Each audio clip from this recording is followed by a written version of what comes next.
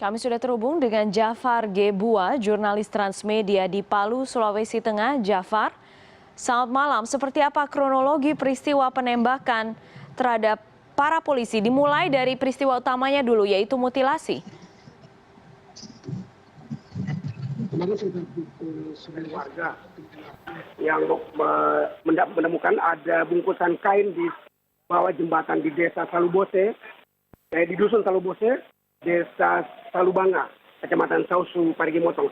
Wilayah ini adalah wilayah yang semula menjadi tempat para pendulang tradisional mendulang emas di sekitar wilayah tersebut. Ini masih dalam wilayah Kabupaten Parigi Motong yang berbatasan langsung dengan Kabupaten Poto.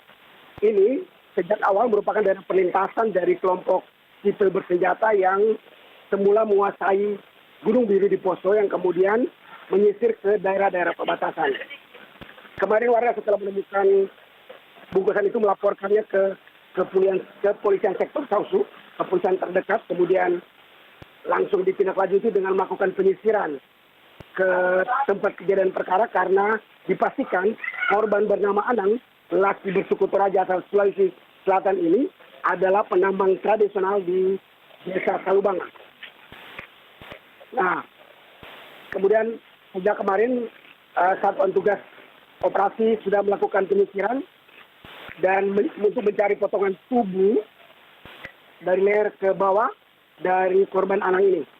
Namun karena sudah malam, kemudian pencarian dihentikan dan tadi pagi kemudian dimulai lagi pencarian untuk mencari potongan tubuh dari korban ini. Setelah sekitar 1 kilometer meninggalkan TKP, mereka kemudian dihadang dan diberondong tembakan oleh kelompok sipil bersenjata.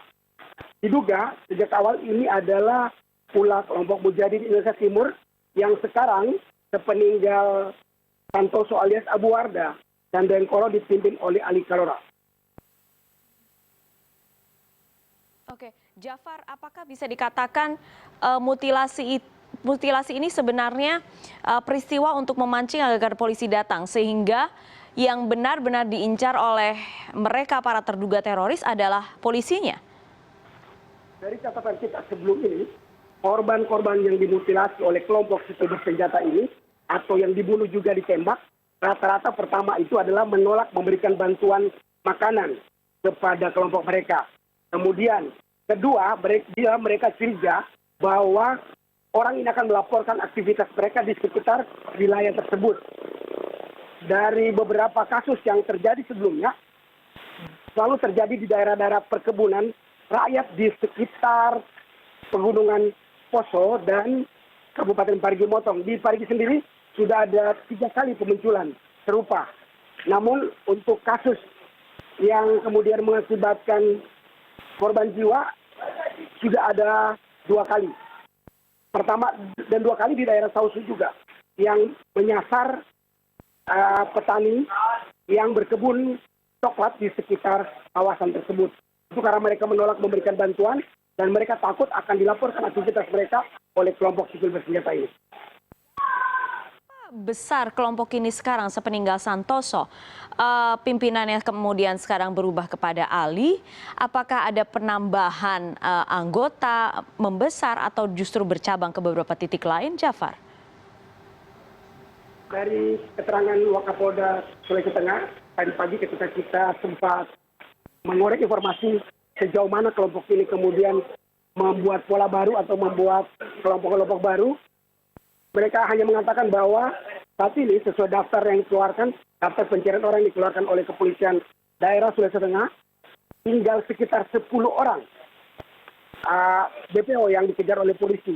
Semula daftar yang dikeluarkan sepeninggal Santoso dan Dengkoro tinggal 7 orang. Anggota kelompok ini berada di pegunungan sekitar Poso.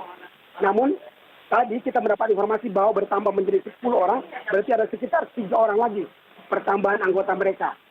Namun kepolisian daerah Sulawesi Tengah mengatakan bahwa saat ini mereka akan melakukan pendalaman penyelidikan untuk mencari tahu apakah ada pola baru atau ada rekrutmen baru dari kelompok ini untuk menambah anggota kelompok mereka. Namun saya tadi sempat berpikir ketika mendengar ada kabar dari sekitar wilayah Parigi Motong bahwa ada penembakan lagi, itu mengindikasikan bahwa mereka masih mempunyai senjata api organik dan amunisi. Pertanyaannya, dari mana mereka mendapatkan itu? Mengapa sampai saat ini polisi tidak berhasil meredam kelompok ini sementara mereka semakin kecil dan semakin tersekat untuk pencarian logistik mereka. Ya, itu yang harus dijawab karena bagaimanapun ini menimbulkan keresahan untuk warga sipil. Terima kasih, Jafar. Selamat malam.